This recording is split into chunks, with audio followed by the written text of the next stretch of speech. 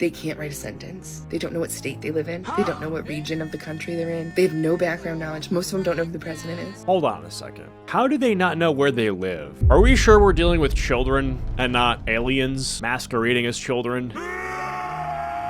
Apparently, teachers are quitting because kids cannot even read. Apparently, there's a literacy crisis. It's really not hard to believe when you take a look at how kids are acting on social media. I'm not shocked that they can't read. Matter of fact, I'm kind of expecting it, and I'm more shocked that people wouldn't realize that this was gonna happen, you know? People are shocked that they can't read. I'm shocked that they're shocked. And basically, whenever I say kids can't read, they are reading at either a kindergarten or a first grade level. When it comes to spelling, I'm seeing a lot of children who can't even spell the word said, for, mother, father in the 4th or 5th grade, which makes me wonder what's going to happen when they're in middle school and high school. These kids can't read. They can't decode. They have no vocabulary, no background knowledge. I've never seen anything like it. For context, not in my 15 years of teaching have I seen a class this stupid. And she's right. Remember when everyone said that they were overreacting about autocorrect? That the boomers were just screaming like boomers do about, well, these kids, if they're going to have an assistant to help them spell everything, they're not going to learn how to spell. Bro, I literally don't know how to spell restaurant. And actually, I think I do, right? 8 years, I taught a self-contained program for significant language-based learning disabilities. Like, it was the most restrictive environment. It was the step before being sent to a specialized school. And my 5th graders with significant language-based learning disabilities could write better than non-disabled 7th graders can now. They can't write a sentence. They don't know what state they live in. They don't know what region of the country they're in. They have no background knowledge. Most of them don't know who the president is. Hold on a second. How do they not know where they live? Are we sure we're dealing with children and not aliens that are masquerading as children? This doesn't even seem like an intelligence thing, right? Because you can be really stupid and then you're like, oh, okay, I live in, like, Mississippi. You know, they're coming to school with no background knowledge. They have very low skills. And yes, part of my job is to help them find those skills. And as a special education teacher, like, I'm obviously going to be working with students who require specialized instruction, but I'm not talking about specifically my students. I'm talking about students in the grade, period. And this was the case last year. They can't take notes. They can't even attend to a video. They can't. Well, that is honestly the worst part, right? Because you look at TikTok and what it's done to the attention span. That's real. That's totally real. Like, the reason that content on YouTube that tends to go really viral is long form stuff is because YouTube, their algorithm makes it so that one of the metrics that matters in terms of a video's performance is watch time and average viewer duration. So how long people are watching the video for on average, calculated on a percent basis. So if a 1 hour video is watched for 50%, that's a 30-minute average viewer duration. That's insanely fucking high. And so because you were able to capture these people's attention for 30 minutes, YouTube is going to promote this video a lot. And that's something that it's hard to do now. It's harder to do now. There used to be Let's Play videos of just uncut footage from video games back in 2012. That would be million view videos. Those can't even get anywhere close to that now. And if it does, then it's because it's when a game first launches and they need to see the gameplay, right? Like the Rad Brad. 3-minute video clip. I can play it. I can tell them what it's going to be about. I can summarize what the video did, and not a single one can tell me what the video was about. I saw another teacher from another school across the street from our school walking to her car this afternoon, and she looked like she could barely walk to her car. And I was like, we're almost to Thanksgiving, like, you know, trying to be friendly. And she was like, just unloaded on me. She's like, I've been teaching for 34 years. I have never had it this hard. What is wrong with these kids? Not in a bad way, but like, I don't know how to reach them. I feel like one lesson that used to take a day is taking a week now. The attention span, blah, blah. And I teach at one of the more affluent schools. A lot of this has to do with parents, 100%. When you look at the way that parents are allowing their children to be hypnotized by screens, the moment they send them off to school, they're not going to know how to behave, and they're not going to be able to learn and listen to instruction. Like, if they're instructing their iPad to display them content, and they've basically become the masters of what they see and what they consume, because when you have an iPad, it's basically a device that listens to everything you want it to do. It's an interactive feature, right? How will you now expect that kid to invert his world so that now he is basically what the iPad is to him, just something that needs to be listened to, right? Like he needs to listen to the instruction now, when this entire time he's basically just been swiping and instructing something else. He's not going to know how to listen. He's not going to know how to learn, how to read, how to write. Most of what he's learned is just like Cocomelon and Baby Shark are at his disposal whenever he wants. When I tell you that these babies cannot read, they cannot write, and they cannot comprehend, I'm not being funny. I'm being dead serious. It doesn't exist. I have kids constantly asking me, how do I spell window? How do I spell important? How do I spell though? And they be serious. They're dead serious. Though is a tough one. I'll give him that. I could ask them, who's the main character of your story? The story of 4-paragraph story we just read. I think the problem is that not only is there this, but I think another issue and another layer to this is the fact that the way this is being addressed is completely backwards as well, right? So if you look at the crisis with like literacy in young children, a lot of this has to do with the way in which technology has affected them from sort of a young age, and a lot of it has to do with attention spans. I don't think the IQ has gone lower. I really don't. I don't think it's IQ. I think it's specifically the way in which learning has not adapted to this new generation, right? And so I think ideally what ends up happening is that there are more restrictions around app content and the way in which it's exposed to children so that their attention spans aren't as fried by the time they're like 7 years old, right? Because what ends up happening there is that their attention span is so fried, and instead of getting to the root cause of that, they sort of look at the problem and not like the root cause. And their way to treat the problem is oftentimes with like ADHD medication that is heavily disruptive to the child's development. And I know this because I was on that stuff, and I know the way that it made me feel. And they basically are using children as guinea pigs. They decide that a dose is incorrect based on the negative reactions that children are having. And instead of actually allowing these kids time to adjust to the reactions from this medication, they basically just like modify the dose like it's a science experiment. It's it's dystopian, it's disturbing, you know? I tell you, they don't know. They don't know.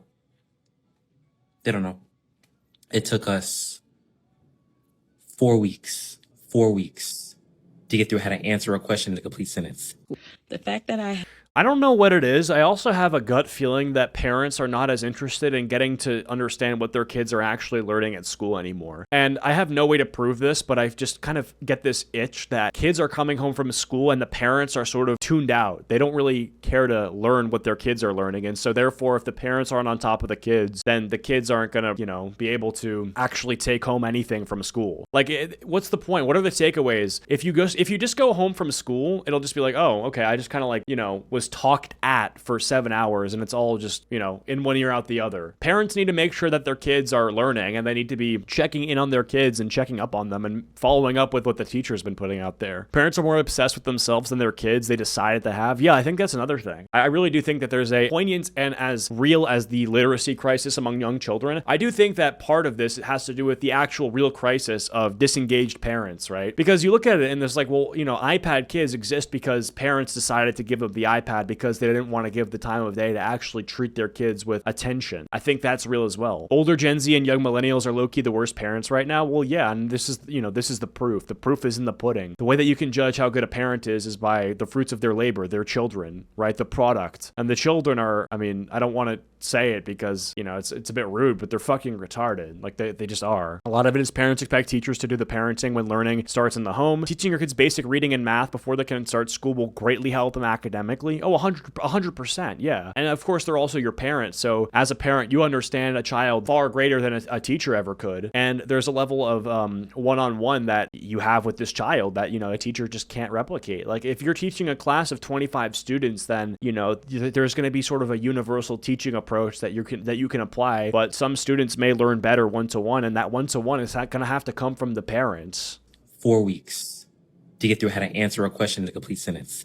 the fact that I have fourth graders who cannot read independently at all is just like, one, what Like, am I that's crazy. Fourth grade and you can't read independently. Dude, fourth grade, I was like, what was I doing in fourth grade? When was Percy Jackson? Either way, Diary of a Wimpy Kid had to have been fourth grade by then, bro. You could bang out a Diary of a Wimpy Kid. supposed to do? Because teachers are not miracle workers. If I'm required to teach fourth grade standards, the fourth grade standards do not include me teaching phonics. Now, I understand RTI, the MTSS process, and different safety nets like that, but doing that for 30 minutes a day is not going to solve the problem. So what is really the expectation? Are we just going to continue to fail the students and not teach them how to read? I think that you Yeah, so I just looked up what she said. So the RTI pyramid model essentially is this. So you have the core classroom instruction, which is going to account for 80% of the learning, then 15% of targeted small group instruction, and then 5% intense individual intervention. And I think that this model actually is it sort of, would generally work. And when I look back to my days in elementary school, this looks kind of familiar to what I actually experienced. And so if that's even what she's saying is being done, but it's not working, then we have a bigger problem. It's sort of baked into the cake. My mom being involved in our schoolwork made it easier to catch my sister's dyslexia in kindergarten, so we were able to get a jump on helping her so she wouldn't fall behind. Oh yeah, 100%. you guys don't know what's going on in education right now. And I feel like now instead of finding the disabilities, they're actually making them. Fine, like how could you know unless you were working in it? But I think you need to know. So here's exactly what it's like right now working in public education. First of all, the kids have no ability to be bored whatsoever. They live on their phones and they're just fed a constant stream of dopamine from the minute their eyes wake up in the morning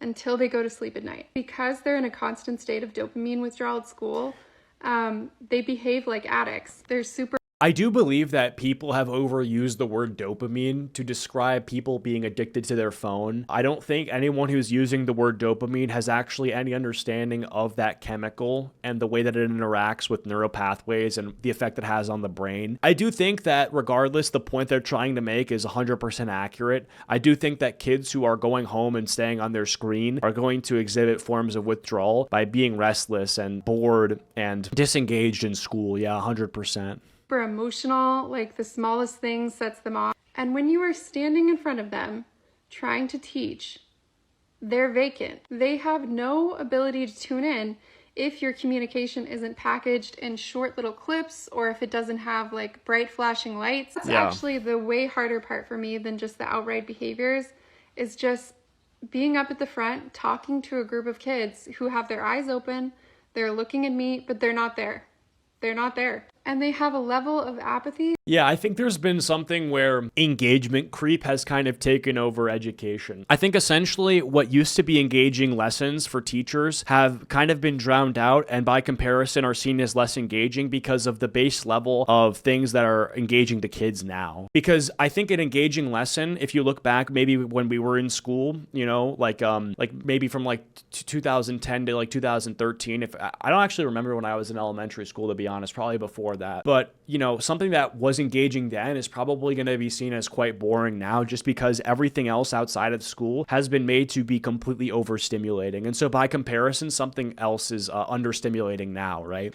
Because of engagement creep. That I've never seen before in my whole career. Punishments don't work because they don't care about them. They don't care about grades. They don't care about college. It's like you are interacting with them briefly in between hits of the internet, which is their real life. I've seen some TikToks recently where teachers are getting a lot of hate, like for not adapting to the kids or punishing them or whatever. And I just got to say, like, I can tell you with absolute certainty, it is not the teacher's fault. It might be the parents' fault.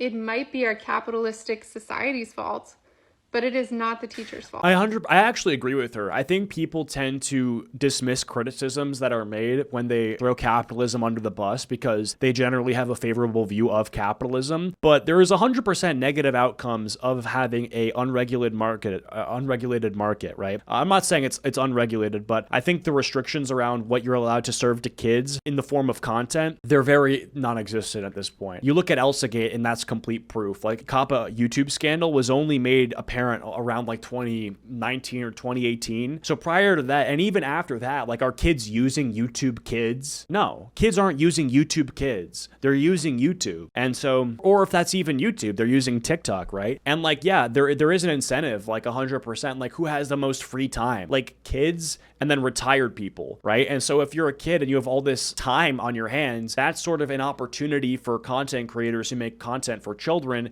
to suck up that time to cash in on ad dollars, which, look, I mean, if the content is fine and educational, then that's okay. Like, that's the same thing that children's shows do. I do think that there is something sinister about LankyBox, let's say, having 40 million subscribers, basically shoveling brain rot garbage in the face of children. Teaching is no longer a sustainable get-to-retirement career. Many teach as long as they can, and then they leave. The health toll alone is reason to bail on this job. 100%. One thing that myself and the Educated Exit team has seen is that teachers are really sticking it out truly as long as they can, and then getting to a breaking point where they say, I can't do this anymore. I can no longer remain a teacher. And there are really many reasons for that. But what I want to talk about is the second part of this comment, where this individual highlights the toll that working in education actually takes on a person's body, because that is not something that is talked about enough. Teachers, school counselors, school psychologists, you name it, across the board, educators are required to be on all day. And while they're on, they are putting their needs second to their students. And that act of being on all day long. Well, the energy exchange is obviously one that just on the surface you can understand why it's problematic. You have one person exchanging their energy between like 20 or so other children who are very energetic themselves. How would one person be able to do that? 100 men versus one gorilla. Is putting educators in a really vulnerable position where they don't have enough physical or mental energy to give to their families at the end of the day. They don't have enough physical or mental energy to give to themselves and take care of their own health and safety at the end of the day. When we ask an entire profession to put someone else's needs before their own every single day, and when we pay them poorly, and when we treat them with disrespect, it should not be a surprise that those individuals are leaving the profession.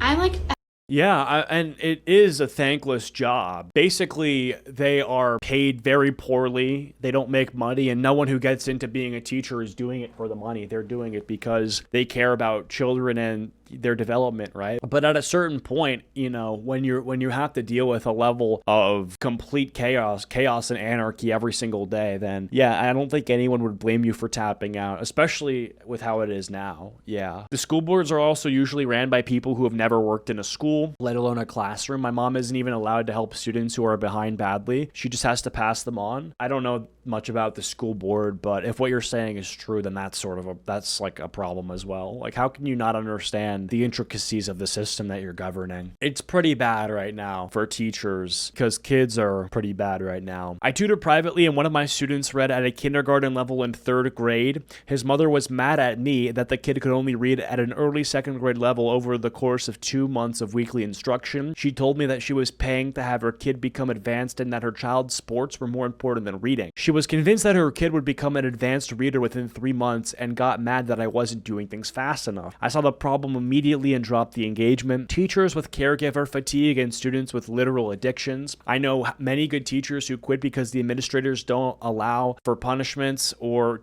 unruly behavior. Kids can't learn in unstable environments. Starting to see the cracks of No Child Left Behind. This is what happens when you treat education like a factory, which has been a discussion for several decades. So yeah, I mean, people seem to have understood that this was going to happen in the comments, right? But yeah, I mean, it's pretty bad.